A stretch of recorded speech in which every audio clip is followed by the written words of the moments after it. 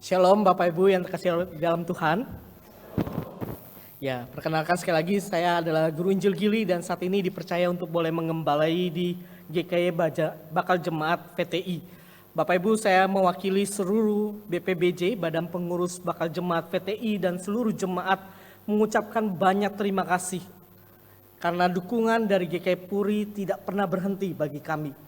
GKY VTI boleh ada memasuki usia tahun lalu memasuki usia 30 dan kami akan beranjak mencapai usia 31 di dalam pertolongan dan anugerah Tuhan melalui berkat-berkat yang diberikan oleh GKY VTI Puri kepada kami. Keberadaan VTI boleh terus ada.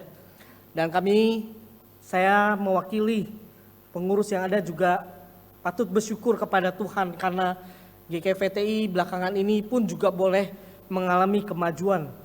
Jemaat-jemaat di sana penuh dengan antusias beribadah kepada Tuhan dan kalau boleh saya menyebutkan angka kurang lebih kehadiran kami sekarang sudah mencapai di angka 250. Dukung di dalam doa, dukung kami terus agar kami orang-orang yang bersemangat terus memberitakan Injil.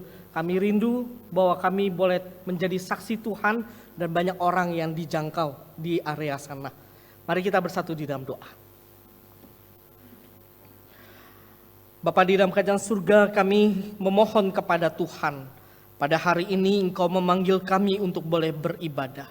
Dan kami meresponinya dengan rasa syukur di hadapan Tuhan. Dan kami pun rindu ya Tuhan, di dalam hati kami yang penuh dengan rasa sukacita, kami akan mendengarkan kebenaran firman-Mu. Mohon kiranya Tuhan berbicara kepada kami, Allah Roh Kudus di dalam hati kami boleh berkuasa, bertata dan mengarahkan hati kami. Setiap kebenaran firman Tuhan yang kami renungkan bersama-sama, bukan hanya kami dengar berlalu begitu saja, tetapi melalui Allah Roh Kudus firman-Mu tertanam di dalam hati kami, dan Roh Kudus menggerakkan hati kami untuk boleh membuat kami menjadi pelaku dari kebenaran firman Tuhan. Mohon kiranya Tuhan yang melingkupi kami semua di tempat ini dengan kehadiran-Mu, agar kami dapat berkonsentrasi dalam merenungkan firman-Mu. Terpuja nama-Mu Tuhan, demi nama Tuhan Yesus Kristus kami bersama-sama berdoa. Amin. Bapak Ibu Saudara sekalian, mari kita bersama-sama membuka dari Roma pasal yang ke-7 ayat yang ke-21 hingga ayatnya yang ke-26. Kita akan melanjutkan seri khotbah Prapaskah, kita memasuki line yang ketiga dengan tema tak kuasa melawan dosa, terambil dari Roma pasal yang ke-7 ayat yang ke-21 hingga ayat yang ke-26.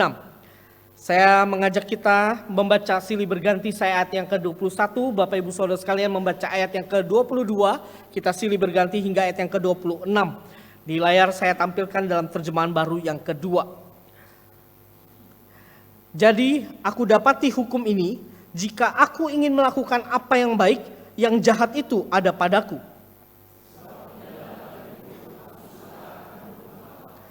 Tetapi di dalam anggota-anggota tubuhku, aku melihat hukum lain yang berjuang melawan hukum akal budiku dan membuat aku menjadi tawanan hukum dosa yang ada di dalam anggota-anggota tubuhku.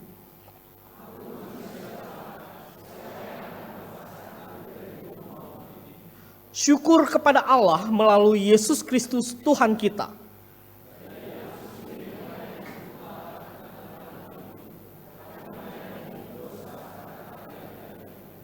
Bapak Ibu Saudara sekalian, suatu kali ada seorang bapak yang baru pulang dari gereja. Di dalam hatinya dia berkomitmen di hadapan Tuhan, mulai hari ini aku tidak akan pernah lagi mabuk-mabukan. Saudara, tekad yang dilakukannya adalah tekad yang penuh di hadapan Tuhan. Dia berbicara dalam hatinya, Tuhan, aku bertekad tidak lagi mau berdosa, tidak mau lagi mabuk-mabukan. Nah Bapak Ibu Saudara sekalian, bapak ini adalah seorang yang memang pecandu alkohol, dia sering mabuk-mabukan dan dia bertekad hari itu tidak lagi mau mabuk-mabukan. Nah Bapak Ibu Saudara sekalian, satu hari dia lewati, dia bisa melewatinya tanpa berdosa untuk mabuk-mabukan itu. 2 hari, 3 hari dia berhasil. 1 minggu ketika dia melihat ada alkohol, mulai goyah hatinya. Minggu yang kedua, temennya ngajakin, Pak, minum yuk. Kira-kira apa jawabannya Bapak Ibu? Hatinya udah mulai goyah. Bapak Ibu Saudara sekalian, saya kira pemikiran kita bisa sama bahwa Bapak ini kembali jatuh di dalam dosa, mabuk-mabukan. Waktu Bapak ini jatuh dalam dosa, mabuk-mabukan, dia bertanya di dalam hatinya, Tuhan, aku sudah percaya kepadamu, aku sudah yakin kepadamu, Engkau berkuasa, Engkau mampu untuk melakukan dosa, tetapi kenapa aku jatuh di dalam dosa? Kenapa aku jatuh lagi di dalam dosa? Nah, Bapak Ibu Saudara sekalian, saya percaya bahwa cerita ini juga bagi banyak orang kita bisa sama seperti Bapak ini, jatuh lagi di dalam dosa. Dan waktu kita jatuh di dalam dosa, Bapak Ibu Saudara sekalian, kita bertanya di dalam hati kita, kenapa aku jatuh? Kenapa aku jatuh? Nah, Bapak Ibu Saudara sekalian, saya kira pertanyaan yang seperti ini muncul karena mungkin kita tidak mewaspadai akan dosa. Kita tidak menyadari betapa hebatnya dosa di dalam hidup kita. Sehingga Bapak Ibu Saudara sekalian, pada hari ini saya mau mengajak kita merenungkan tema tak kuasa melawan dosa ini. Bapak Ibu, tema kita pada hari ini mengajarkan kepada kita, membimbing kita kepada satu pertanyaan. Kalau dosa itu begitu dahsyatnya, apa artinya tak kuasa melawan dosa ini? Bapak Ibu Saudara sekalian, saya ingin memberikan 3 poin kepada di dalam menjadi jawaban bagi kita semua melalui ayat-ayat yang tadi kita baca. Poin yang pertama, Bapak Ibu Saudara sekalian, apa artinya tak kuasa melawan dosa? Yang pertama, sebagai manusia berdosa, kita ini dapat menjadi tawanan dosa. Kita ini adalah tawanan dosa.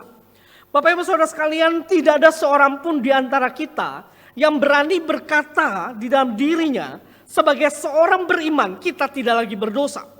Saya yakin Bapak Ibu Saudara sekalian, hari ini Bapak Ibu Saudara sekalian setuju dengan saya bahwa selama kita masih hidup di dalam dunia ini, kita masih di dalam daging yang fana ini, maka dosa itu akan terus mendorong kita, mendorong hati kita untuk tidak mentaati Allah. Saudara, itulah yang sebenarnya juga disampaikan oleh Paulus di dalam Roma pasal yang ke-7 ayat yang ke-21 hingga ayat yang ke-26. Khususnya Bapak Ibu Saudara sekalian di ayat yang ke-22 sampai 23. Di sana Paulus berkata seperti ini, sebab di dalam batinku aku suka akan hukum Allah, tetapi di dalam anggota-anggota tubuhku aku melihat hukum lain yang berjuang melawan hukum akal budiku dan membuat aku menjadi tawanan hukum dosa yang ada di dalam anggota-anggota tubuhku. Nah, Bapak Ibu Saudara sekalian, waktu kita membaca di dalam Roma pasal yang ke-7 ini, para penafsir terpecah menjadi 2, Bapak Ibu Saudara sekalian. Para teolog, para penafsir terpecah menjadi 2. Kenapa Bapak Ibu Saudara sekalian? Karena ketika menyelidiki di dalam teks ini, Paulus sedang menceritakan tentang aku. Aku ini siapa? Ada penafsir mengatakan kata aku ini berarti pribadi Yesus. Pengalaman Paulus, pengalaman Paulus sendiri. Jadi Paulus sebagai orang percaya, dia mengalami akan hal ini. Dia suka hukum Taurat, tetapi ada hukum dosa yang menggerogotinya. Ada penafsir yang mengatakan yang demikian, yang pertama ini. Jadi kata aku ini merujuk kepada Paulus sebagai orang percaya. Tetapi ada juga penafsir yang mengatakan kata aku di sini lebih kepada pengalaman Paulus waktu belum percaya kepada Tuhan. Jadi pengalaman Paulus sebelum menjadi orang percaya, dia adalah Yahudi yang sangat taat. Dia mungkin saja memang cinta pada hukum Taurat, tetapi ada dosa yang menggerogoti. Nah, Bapak Ibu Saudara sekalian, dari 2 pandangan ini, 2 pandangan yang sangat besar dan mempunyai argumentasinya masing-masing. Bapak Ibu, saya mau mengutip apa yang dikatakan oleh Thomas Cranmer, seorang teolog, seorang orang yang menganut Injil Reform. Dia mengatakan bahwa 2 pandangan ini sama-sama benarnya, mempunyai argumentasi yang kuat. Tetapi kita perlu melihat di sini bahwa ternyata meskipun Paulus sudah percaya, dia bisa jatuh di dalam dosa. Nah, Bapak Ibu Saudara sekalian, kembali ke dalam teks kita. orang percaya bisa jatuh di dalam dosa. Oleh karena itulah Paulus katakan, sebab di dalam batinku aku suka sebenarnya hukum Allah itu. Tetapi ada anggota-anggota tubuhku yang dihukum atau dikuasai oleh kuasa dosa itu. Nah Bapak Ibu Saudara sekalian, John Calvin ketika membaca ayat-ayat ini, dia menerjemahkan seperti ini. Kata di dalam batinku yang muncul di ayat yang ke-22, di dalam batinku ini, John Calvin menafsirkan bahwa ini merujuk bagian rohani yang telah dilahirkan kembali oleh Allah. Artinya, sebagai orang yang sudah dilahirkan kembali, dosa itu tetap bisa memberikan pengaruh di dalam hidup orang percaya.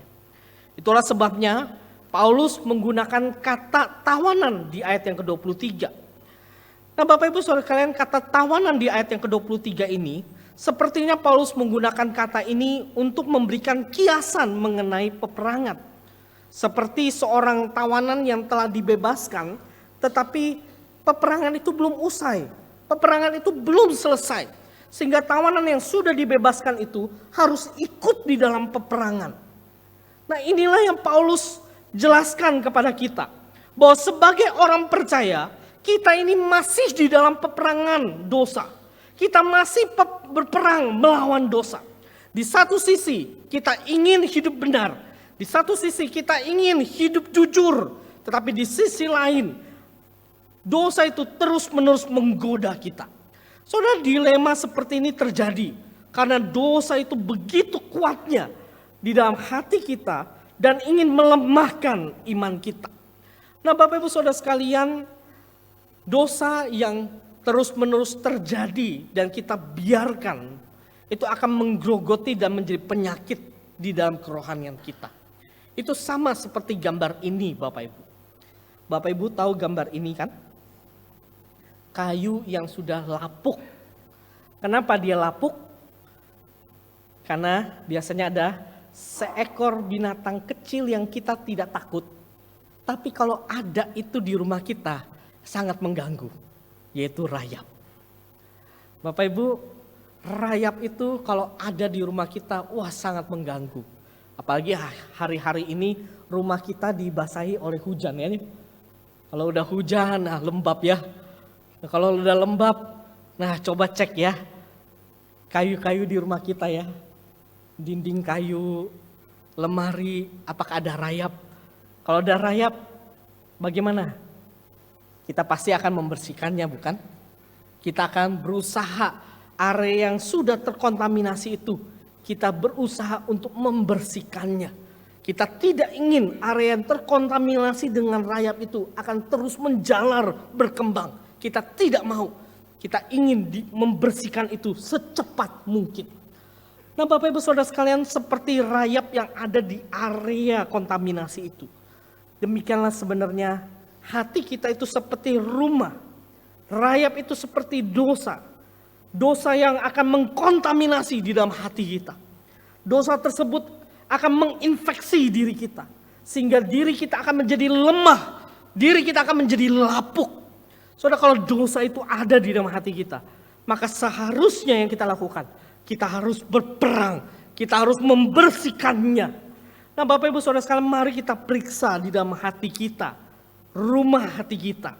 Saudara, apakah ada area kontaminasi dosa di dalam hati kita yang menjangkiti hidup kita? Saudara, area kontaminasi dosa itu bisa saja terkait dengan pornografi. Bapak Ibu Saudara sekalian, pornografi bukan hanya terjadi kepada anak-anak muda. Pornografi terjadi di semua kalangan.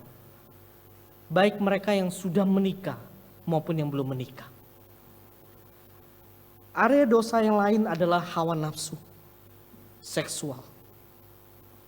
Bapak Ibu Saudara sekalian, orang yang sudah menikah tidak imun untuk melihat lawan jenis lain dan tertarik dengan lawan jenis lain. Area dosa yang lain yaitu terkait dengan keserakahan, kesombongan, iri hati, dendam, judi online, hidup glamor dengan cara pinjam online. Saudara, apakah itu terjadi di dalam hidup kita? Apakah itu terus-menerus ada di dalam hidup kita?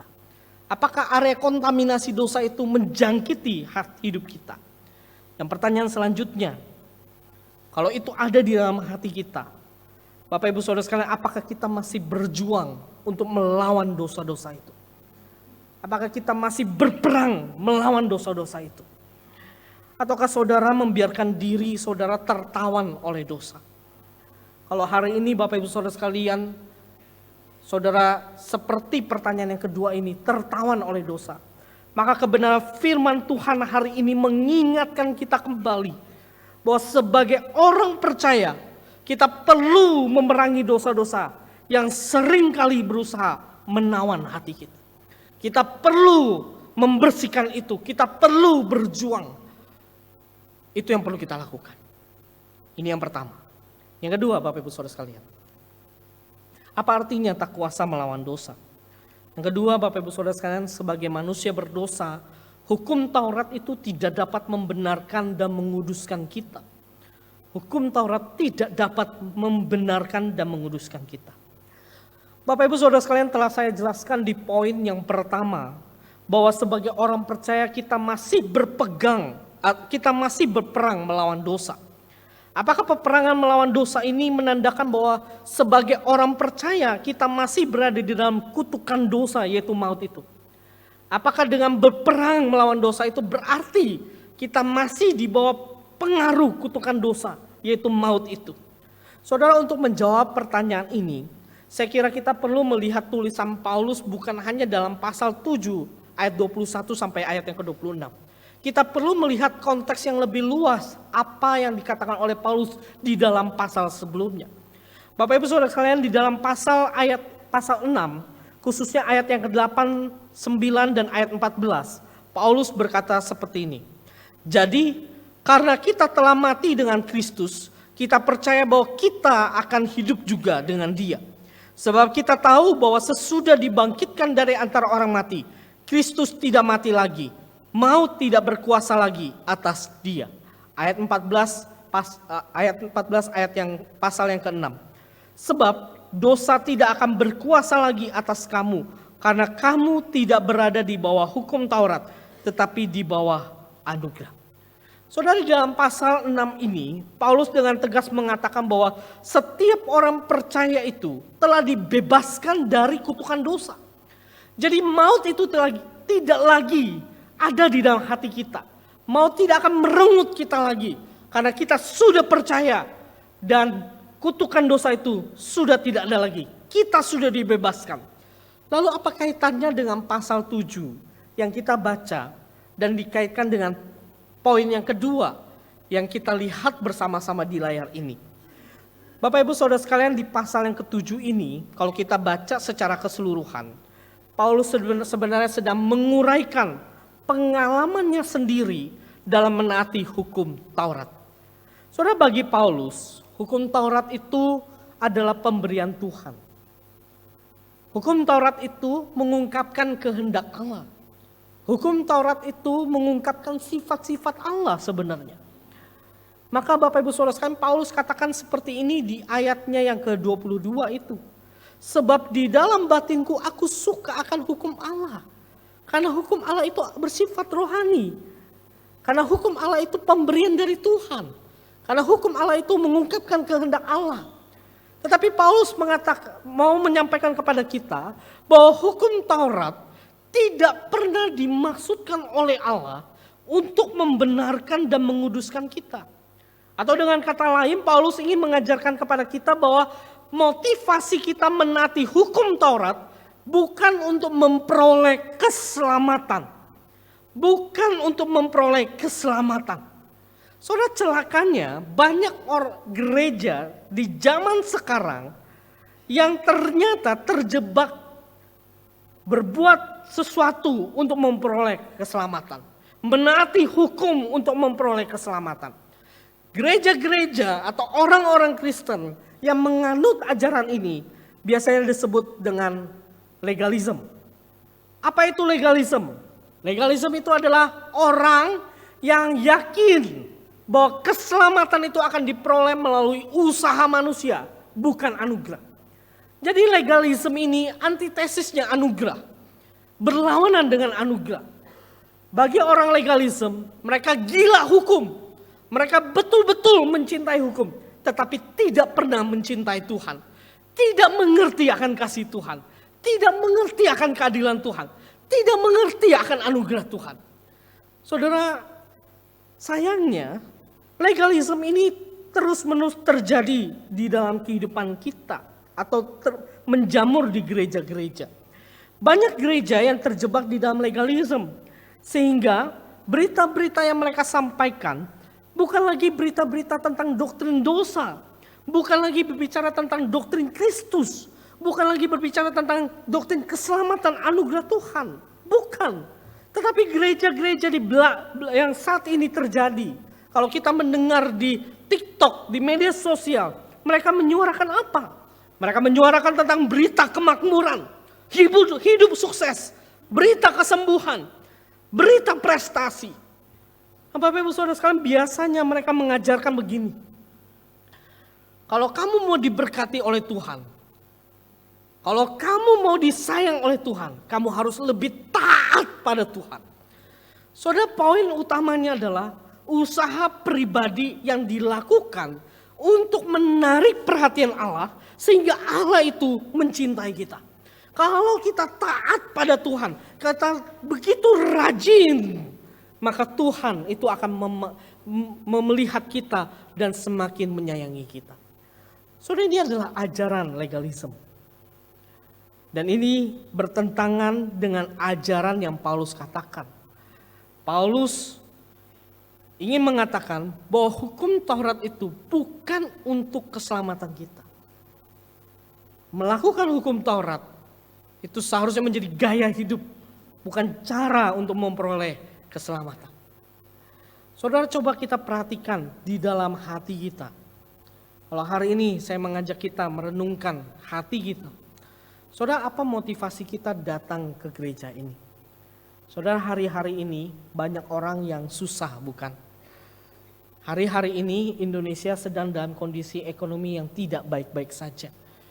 Banyak pengusaha yang merasa bisnisnya jauh lebih sulit dibandingkan tahun 2020 COVID.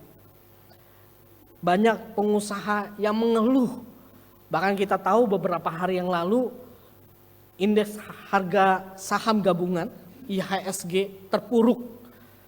Para investor ketakutan. Orang-orang Indonesia juga ketakutan. Sampai pada akhirnya Menteri Keuangan harus tampil di muka umum untuk menenangkan massa yang ada.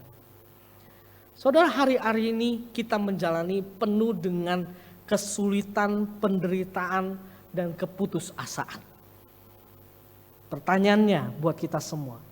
Waktu kita datang ke rumah Tuhan ini, apa motivasi kita? Apakah kita datang ke rumah Tuhan ini hanya untuk supaya Tuhan lebih sayang kepada kita? Hanya untuk supaya Tuhan lebih memberkati saya? Saudara, saya kira pemahaman seperti itu jelas salah. Kita datang ke rumah Tuhan ini karena ada anugerah Tuhan yang datang lebih dulu di dalam hidup kita. Ada anugerah Tuhan yang dinyatakan lebih dulu di dalam kehidupan kita. Jauh sebelum ada hukum Taurat, ada anugerah yang Tuhan nyatakan bagi kita. Anugerah Tuhan tidak memandang siapa diri kita, apa yang kita lakukan. Anugerah Tuhan itu diberikan secara cuma-cuma kepada kita. Dan Dia mengasihi kita apa adanya, bukan dengan ada apanya. Saudara, Tuhan mengasihi kita sehingga seharusnya kita datang ke rumah Tuhan ini sebagai respon bahwa Tuhan sudah mengasihiku dan aku meresponi kasih Tuhan itu. Bukan datang ke rumah Tuhan supaya saya bisa diselamatkan. Bukan datang supaya Tuhan lebih sayang kepada kita. Bukan itu. Tetapi kita harusnya meresponi dengan rasa syukur karena ada anugerah Tuhan. Nah, Bapak Ibu Saudara sekalian, beberapa waktu yang lalu di GKI VTI kami mengadakan sebuah pembinaan. Ini tepatnya minggu kedua bulan Maret, jadi masih hangat ya Bapak Ibu. Kami mengadakan pembinaan terkait dengan afterlife, yaitu kehidupan setelah kematian. Jumlah total jemaat kami 250 dan yang hadir pada saat itu mencapai 100-an. Itu artinya hampir 50% jemaat itu hadir di dalam pembinaan ini. Mereka haus akan firman Tuhan. Mereka rindu untuk belajar firman Tuhan. Maka tadi saya katakan ini adalah orang-orang yang bersemangat. Dukung kami di dalam doa. Dukung kami terus. Bapak Ibu Saudara sekalian, waktu di dalam seminar ini menariknya ada banyak pertanyaan-pertanyaan tentang kehidupan. Apakah kalau saya mati masuk surga? Apakah waktu saya mati saya akan kembali ke rumah Bapa? Apakah itu melalui anugerah Tuhan atau melalui perbuatan baik?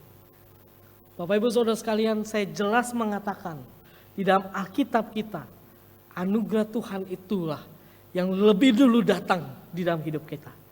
Sehingga keselamatan itu bukan melalui perbuatan kita, bukan karena kita memenuhi hukum Taurat itu. Hukum Taurat tidak pernah bisa membenarkan kita. Tetapi ada anugerah Tuhan sehingga kita bisa diselamatkan. Ini yang kedua. Yang ketiga, yang terakhir.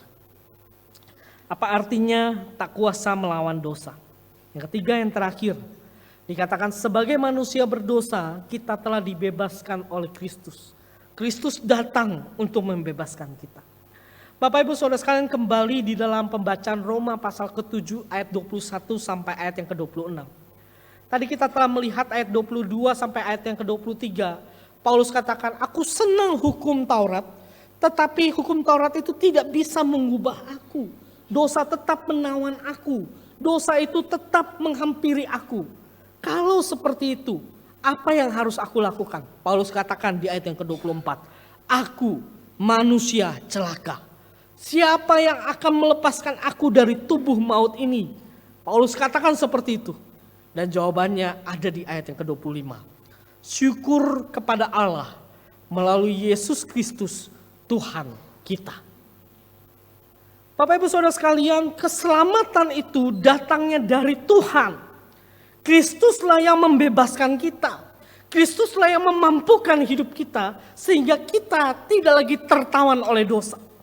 Nah Bapak Ibu Saudara sekalian, waktu manusia pertama diciptakan dan manusia pertama jatuh di dalam dosa, kita melihat ada rencana Tuhan bahwa suatu kali kelak akan ada keturunan perempuan, yaitu Mesias yang akan hadir untuk menyelamatkan kita. Nah Bapak Ibu Saudara sekalian, ini memperlihatkan bahwa Tuhan lebih dulu sayang kepada kita. Tuhan mengasihi kita meskipun kita sudah jatuh di dalam dosa. Seburuk apapun hidup kita, sebobrok apapun hidup kita, Tuhan tetap sayang di dalam hidup kita. Kalau hari ini Bapak Ibu Saudara sekalian masih meragukan Tuhan. Kalau hari ini saudara masih kurang yakin akan kasih Tuhan. Saudara, firman Tuhan mengatakan bahwa Tuhan sayang kepada kita. Tuhan begitu mengasihi kita. Meskipun kita sudah berkali-kali mengkhianati dia. Sudah berkali-kali melawan dia. Tetapi Tuhan tetap sayang kepada kita. Nah Bapak Ibu Saudara sekalian, rasa sayang Tuhan yang dia nyatakan kepada kita. Dia bukan memberikan amnesti di dalam hidup kita. Saudara tahu amnesti? Amnesti itu adalah menihilkan kesalahan. Saudara, hari-hari ini kita disibukkan dengan melapor pajak ya. Betul?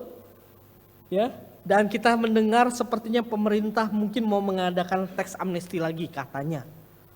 Sehingga kita tahu kata amnesti itu berarti menihilkan kesalahan, ada pengampunan di sana. Saudara, amnesti itu Allah tidak pernah memberikan amnesti kepada kita. Maksudnya apa? Maksudnya begini. Kalau Tuhan memberikan amnesti kepada kita, Dia betul mengasihi kita, tetapi keadilan Tuhan tidak terpuaskan. Keadilan Tuhan tidak terpuaskan. Tuhan tahu manusia sudah jatuh di dalam dosa. Dan manusia harus menanggung dosa itu.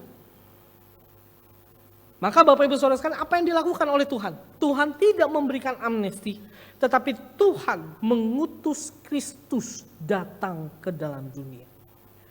Kristus adalah perwujudan Allah yang menjadi manusia. Manusia yang sempurna di kayu salib itu menanggung dosa-dosa kita.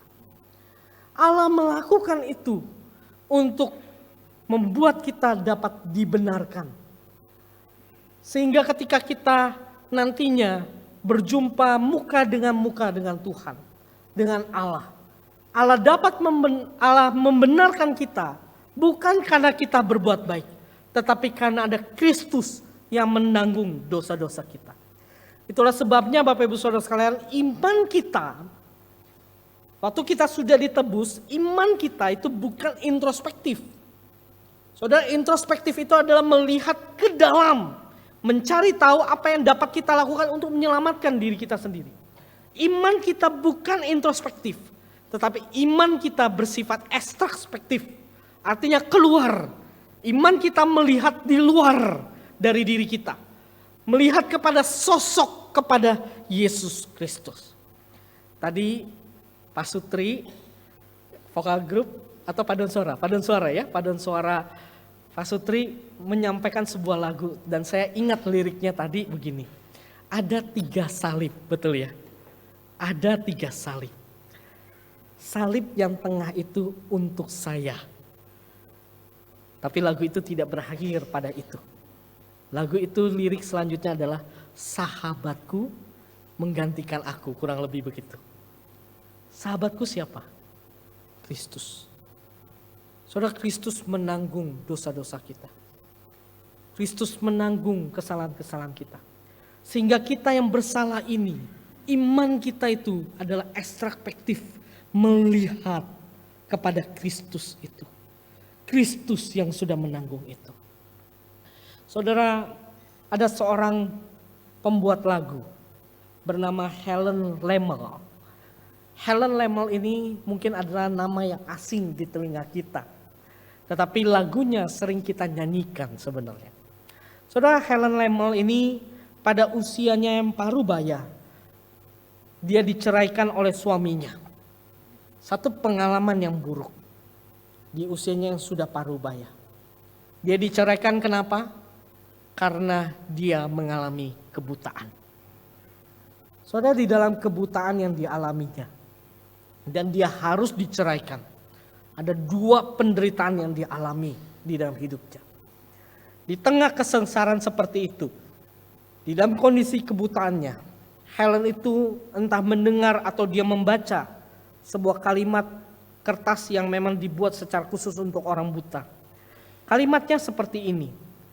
Sehingga palingkanlah matamu kepada dia, pandanglah penuh wajahnya, dan Anda akan menemukan bahwa segala hal duniawi akan menjadi redup dengan ajaib. Saudara, waktu dia membaca kalimat ini, dia langsung membuat lagu. Lagunya ada di dalam KPPK. Lagunya berjudul Pandanglah pada Yesus. Saudara tahu lagu ini? Pandanglah pada Yesus, pandanglah wajah mulianya, di dalam terang kemuliaannya, dunia akan menjadi hampa. Saudara, terang kemuliaan Tuhan itu seharusnya menawan hati kita. Orang yang memandang Kristus, dia memandang kemuliaan, sehingga dunia ini dengan segala kenikmatannya dia tinggalkan. Dia akan lebih memilih kepada Kristus karena Kristus begitu mulia. Saudara, hari ini saya mengajak kita, kalau Kristus sudah membebaskan kita, maka seharusnya kita tidak lagi bermain-main dengan dosa. Hari ini firman Tuhan mengingatkan kita bahwa kita sudah dibebaskan dari kuasa dosa. Bukan melalui ketaatan kita, tetapi dengan percaya kepada Kristus, dengan memandang kepada Dia. Iman kita ekstraspektif, melihat keluar, melihat kepada Dia. Dan ketika kita melihat kemuliaannya, melihat pengorbanannya yang begitu ajaib, maka kita seharusnya tidak lagi bermain-main dengan dosa. Malahan kita akan terus berperang melawan dosa-dosa ini. Yang pada akhirnya Bapak Ibu Saudara sekalian, saya mengutip dari seorang bernama Sen Senjaya. Dia menuliskan sebuah buku, Menghidupi Injil dan Menginjili Hidup. Dia mengatakan seperti ini di dalam bukunya. Selama orang percaya masih menempati tubuh berdosa ini dalam dunia yang berdosa, kita tidak pernah menjadi tanpa dosa.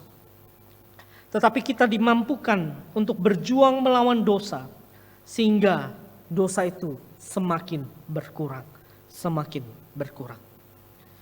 Saudara, mari kita berperang melawan dosa-dosa itu. Terang kemuliaannya bersama dengan kita, menerangi hati kita. Dan di dalam peperangan itu kita tidak sendirian. Ada Kristus yang sudah menang, menemani dan menyertai dalam perjalanan hidup kita. Mari kita berdoa.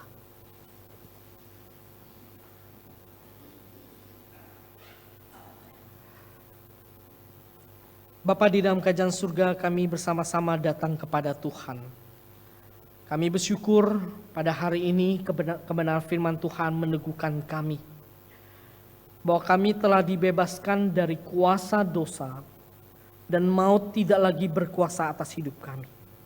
Kami percaya kepadamu dan kami dibebaskan bukan melalui perbuatan baik kami, tetapi melalui Yesus Kristus yang menanggung dosa-dosa kami. Iman kami adalah iman yang ekstraspektif, melihat ke dalam diri Engkau ya Tuhan, bukan melihat ke dalam diri kami. Kami memohon Tuhan, di dalam perjalanan kami ke depannya, kami sadar kami masih di dalam kedagingan, dan mungkin kami bisa jatuh di dalam dosa. Tetapi biarlah sinar kemuliaan Tuhan menerangi hati kami, sehingga kami semakin sadar akan dosa-dosa kami, dan kami mau meninggalkan itu semua dengan pertolongan dari Tuhan. Terima kasih untuk kebenaran firman-Mu. Kami bersyukur kepada Engkau. Demi nama Tuhan Yesus Kristus kami berdoa. Amin.